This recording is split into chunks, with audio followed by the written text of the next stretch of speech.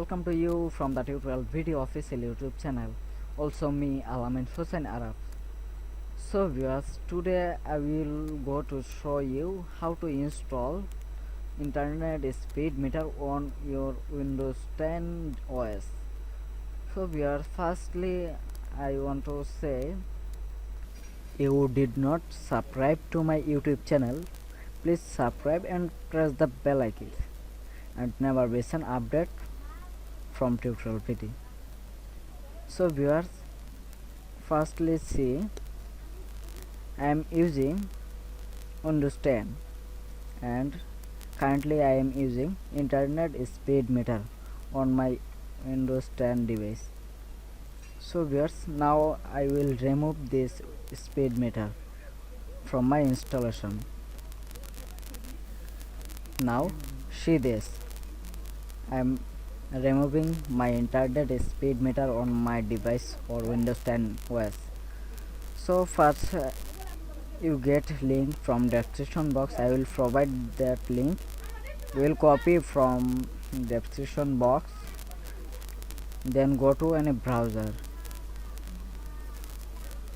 and paste it and go. So viewers, then download it.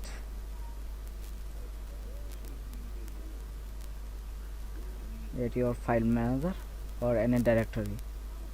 So I have now, then select, then that is extract. Choose any directory for extracting. Okay, then input password. Zip password is alamin356. Okay, exporting successful.